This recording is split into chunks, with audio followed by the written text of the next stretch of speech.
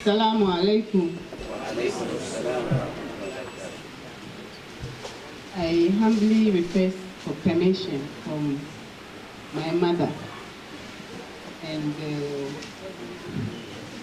Dr. Rabia and all our guests here.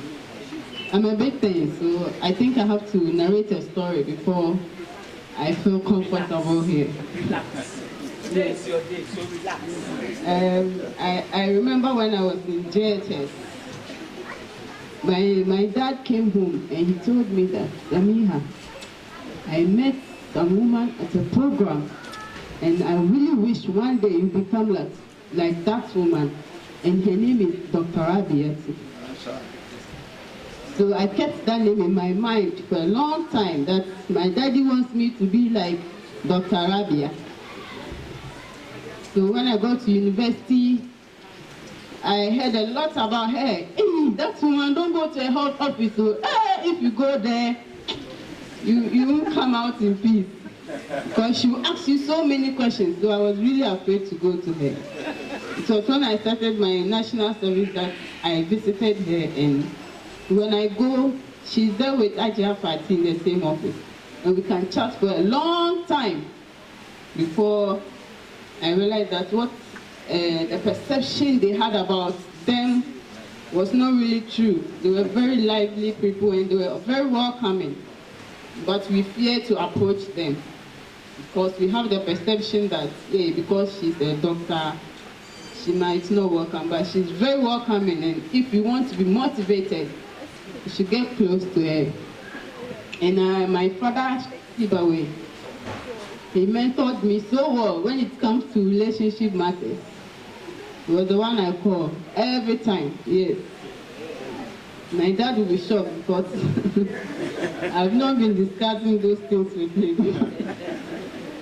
I used to discuss so many issues with him, and I remember some time ago there was a man interested in me, and he came and I told him to approach my father, but he was acting like he wasn't serious. So I came to him. He said, I've done his Sahara, I've seen that he's good, he's the best. And he told me, no, maybe he's the best for you, but Allah has something better. So if he's not ready to approach your father, let him go. So I let him go. And then Allah brought me someone who is better. Alhamdulillah.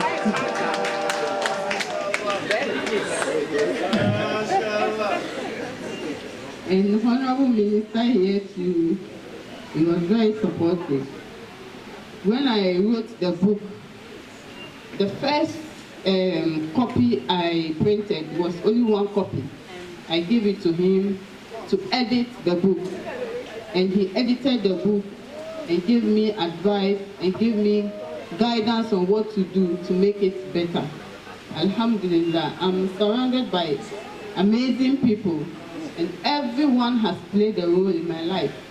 And I really thank everyone for the support. I don't know how much I'll thank you. I've not seen my mother, and I've been looking around. Mommy.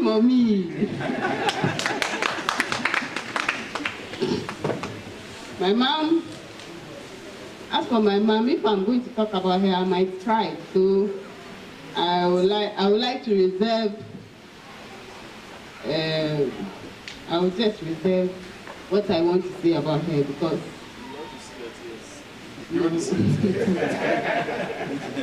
so she thinks I'm who I am today because of what.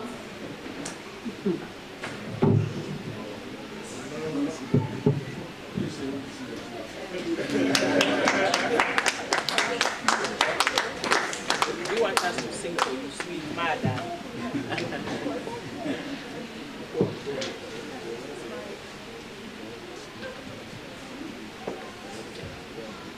Thank you very much.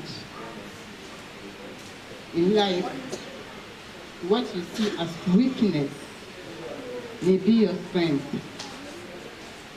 And what you see as strength may be your weakness, and what people see as weakness may be strength in the sight of God.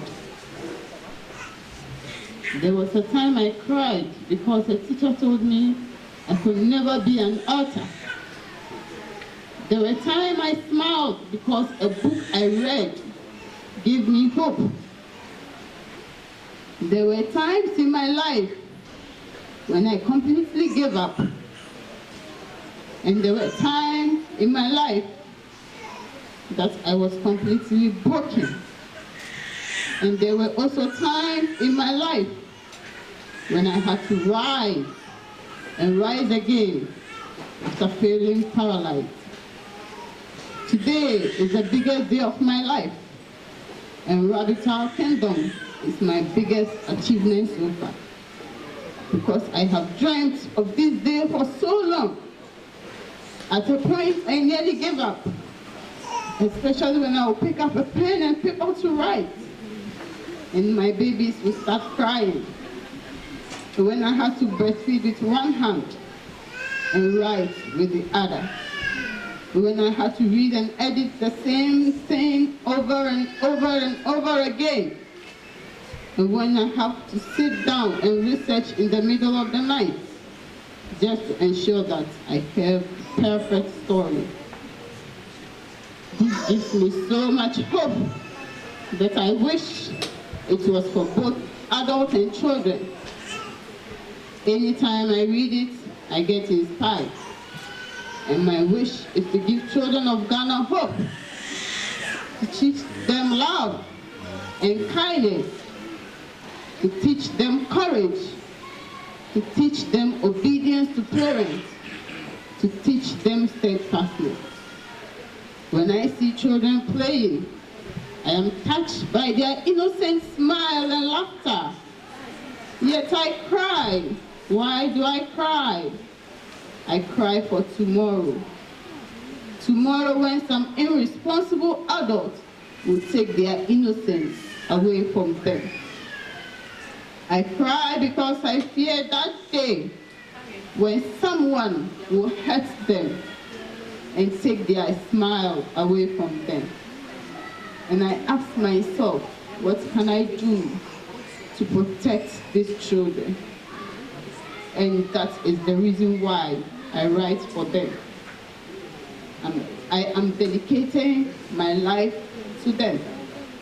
I dreamt of writing a book 15 years ago when I read the book called End of the Tunnel by Pechi Okon.